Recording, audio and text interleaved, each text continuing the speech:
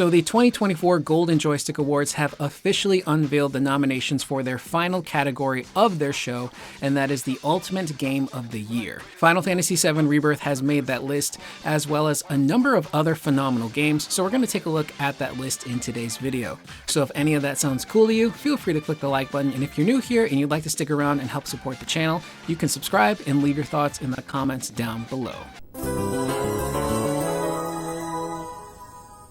So just to give you guys a quick recap of what the Golden Joystick Awards are, maybe you missed my previous video talking about them, they're a pretty prestigious award show that is based in the UK, and they've been around for quite some time. And initially they started off only focusing on PC games, but over the year they started to include console games and mobile games and a myriad of different categories. And what's really cool about this event is it almost kind of acts like a precursor to what many would consider the end-all be-all Game Awards show from Jeff Keighley, which takes place at the end of every year, the Game Awards. In this case, it's the Game Awards 2024. And even though these events don't have any connections to each other, they're completely different entities, a lot of people like to look at the nominations for Golden Joystick because it does kind of give them an image of where nominations could be heading for Keighley's event. And in the last video, we covered all of the nominations that Final Fantasy VII Rebirth got.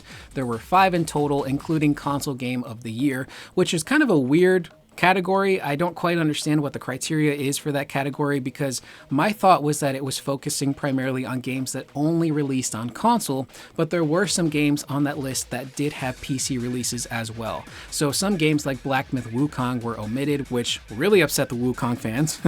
But fret not, Wukong heads, your game has made the list for Ultimate Game of the Year. So speaking of that, let's look at the nominations. We're starting off first with Dragon Age: The Veilguard, Animal Well, Tekken 8, which makes my heart very happy. We'll go into that a little bit later. Silent Hill 2 Remake, Black Myth Wukong. So again, all of you Wukong fans out there, you can rest easy now. Your game has made the Ultimate Game of the Year list. A lot of Wukong fans were incredibly upset on my previous Golden Joystick Awards video that Wukong was not nominated for Console Game of the Year. Again, I don't really quite understand the criteria for that event, but fret not. Your game was nominated for Ultimate Game of the Year. You can put the pitchforks away. We've also got Satisfactory, Metaphor, ReFantazio, Helldivers 2, which I think may have cooled off a little bit, Final Fantasy VII Rebirth, Call of Duty Black Ops 6, Balatro, and Astro Bot. Now, I mentioned this in my previous video, but I don't want to go fully super in-depth with my choices and why I picked them, because I am, again, waiting for Jeff Keighley's event to announce their nominees. And they usually announce their nominations about a month in advance of their show's premiere date. So this year's Game Awards with Jeff Keighley is taking place on December 12th. So I would expect their nominations to hit sometime next week. And that's when we can go full bore, in depth into why I picked what I picked. We all know what my game of the year is. It's Rebirth. But I cannot wait to gush a little bit more about that game in future videos. But I do want to take a look at this list and kind of give you guys an idea of why I picked for my game of the year, my second place, third place, fourth place, whatnot. And again, the only games that I'm including are the ones that I actually got to play through from beginning to end. So the first one I got to start off with and give a huge shout out to is Tekken 8. I can't tell you how nice it is to have an awards publication actually put a fighting game as a Game of the Year nominee. For whatever reason, when it comes to Game of the Year nominations, fighting games are always overlooked. I don't quite understand why. Maybe the genre just isn't as approachable for a number of people. Maybe trying to learn the mechanics of a fighting game can be a little bit overwhelming and gnarly. And I think the last big fighting game that actually was considered for a myriad of Game Awards was Soul Calibur back in the day when that came out on Dreamcast. And Soul Calibur was a revolutionary title for the Dreamcast because it took what was an experience that you could only really get at the arcade, and it brought it home to the home console on the Dreamcast with an excellent port. And unfortunately, Soul Calibur as a franchise is dead and gone, and I don't think it's going to be coming back for quite some time. But that original Soul Calibur was so good that it was nominated for many Game of the Year awards from a myriad of different publications. So over the years, for whatever reason, fighting games just tend to get kind of overlooked, which is unfortunate. Some award shows will do like Best Fighting Game Award, but for whatever reason, they're never usually in contention for the ultimate game of the year kind of award, which is a bummer. But I love seeing Tekken 8 on this list. I'm a huge Tekken fan. I've been a fan of Tekken for longer than I've been a fan of Final Fantasy. And that's probably only by a few months, because I did discover those franchises relatively close together. But Tekken 8 is such a phenomenal game. It came out at the beginning of the year in January, and it is just probably one of the best Tekkens in the franchise. Visually, it is beautiful. It's one of the few functioning games that is on Unreal Engine 5 that doesn't really have any type of graphical hiccups. So it's gorgeous. It's got incredibly fun sound, satisfying gameplay mechanics that build upon what they started in, the beginning of Tekken, basically. An incredible soundtrack, an iconic roster of characters, online play that is genuinely really good. And for those of you who aren't familiar with fighting games, online play is so vital. And oftentimes games can just perform really poorly online. Tekken 7, for example, fantastic game, but its online play was so spotty, hit or miss. And then Tekken 8 comes out and its netcode is really, really good, to the point where you're playing online and you don't even have to worry about any type of stuttering or hitching or frame drops or anything like that. It's for the first time in Tekken's history, it actually has really great online play.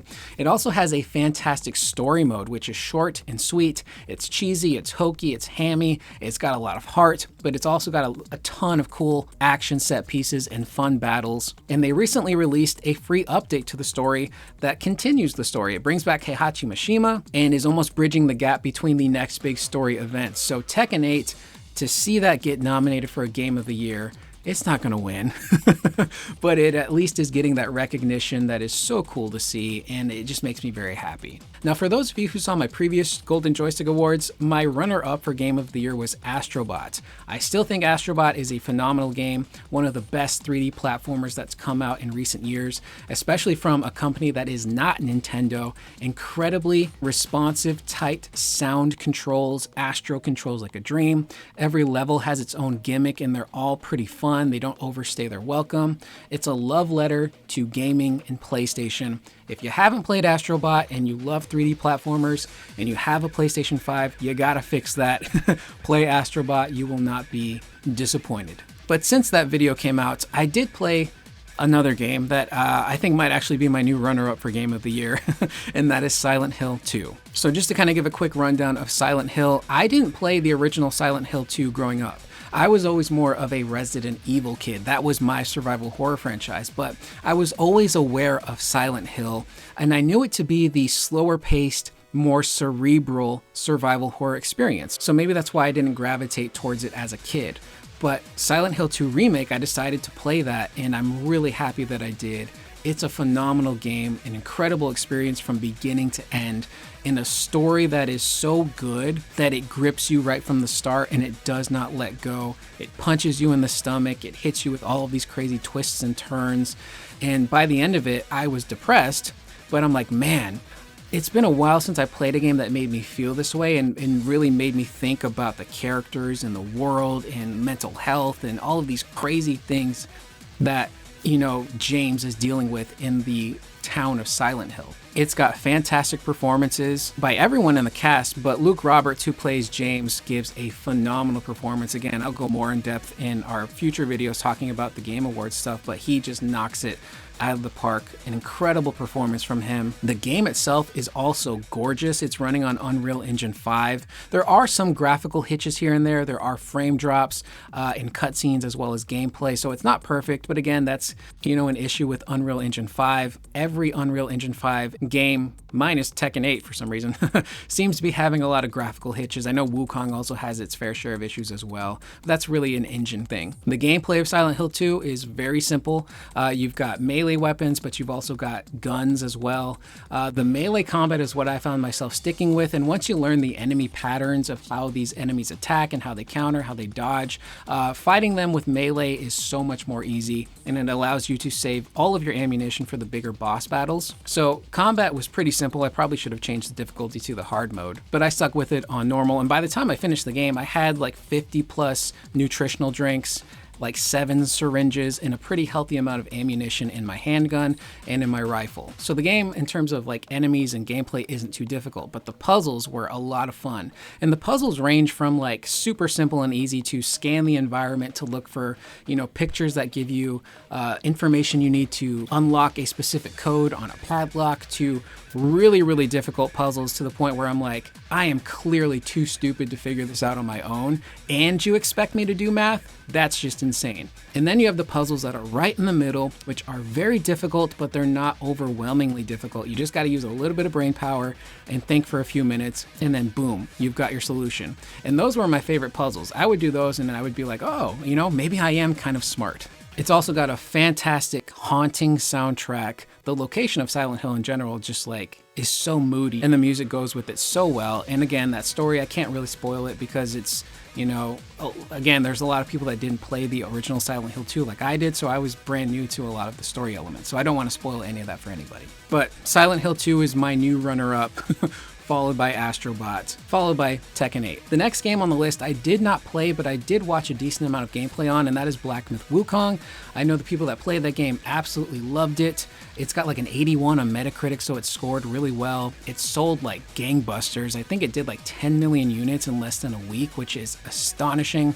I know most of those sales were in Asian territories, but still, that's a large number to sell in 1 week. And I think they've even surpassed the 20 million mark by now. And they only recently released the physical edition of Black Myth Wukong. That was all digital sales prior. So the game's scoring really well. It's selling exponentially well. The people that play it absolutely love it. If there was one criticism I did see from fans as well as critics, was that while it is a fantastic game, it doesn't really kind of push that Souls-like genre forward. And I know there's a big debate on what kind of game this is. Is it more Souls-like? Is it more like a Chinese God of War? I know there's, you know, a lot going on with that debate, but just based on what I've seen again and not played, it really feels more like Souls-like mixed with Chinese God of War. But Wukong has its fans. People love it, regardless of whether or not it wins this award or even gets nominated at Keeley's event for Game of the Year. Wukong is going to be fine. It's selling well. It's scoring well. It's definitely going to get a sequel. So for all the Wukong heads out there, do not fret, do not worry, your game is fine. Now, Metaphor, I still have not played. Speaking of that, I actually was trying to decide between Silent Hill 2 and Metaphor on which game I wanted to play, and I just had that really strong desire to play Silent Hill 2, so I ended up going with that game over Metaphor. Again, I don't regret my decision. Silent Hill 2 was phenomenal, an incredible experience. I'm sure Metaphor is also great. I will get to that game eventually. I still have the demo sitting on my hard drive, but from what I hear, people absolutely love it. It's primarily turn-based combat, but there is an action element to where you can actually attack enemies in real time, which is super nice. So it kind of splits between the two gameplay styles. The story, from what I hear, is super gripping. The music, I've also heard some of the music online. People love the battle theme. That monk who is singing in the background is just nailing it. And it's selling really well. I think in its first 24 hours of release, Metaphor did like 1 million copies sold, which is bananas. You know, Atlas is very happy. And it's just, again, cool to see JRPGs and RPGs in general shining and having this really cool resurgence.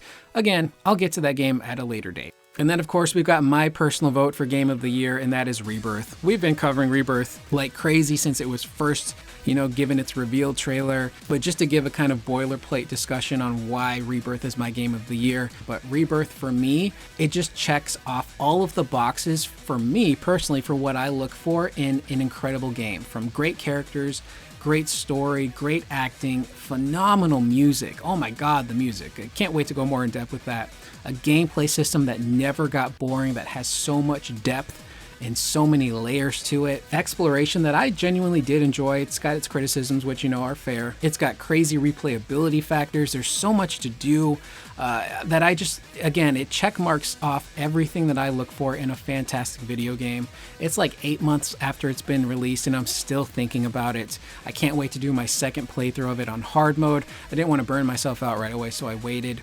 And Rebirth is just, it's phenomenal. I love it. Obviously, fans are split on it because it's the remake trilogy. Fans are going to be split on this trilogy no matter what. But critics also really loved Rebirth. It's got a 92 on Metacritic. And when that game came out, critics were absolutely gushing over it. So there is a very good chance that it will get nominated at Keighley's event and does have, honestly, a chance to win. It might not be a big chance, but that chance is still there. And since I've last checked, Rebirth had 110 perfect review scores from 110 different people / outlets. And it's a game that's so good that I can't wait for the follow-up. And what I'm about to say, I will repeat in my next video when we discuss the Game Awards.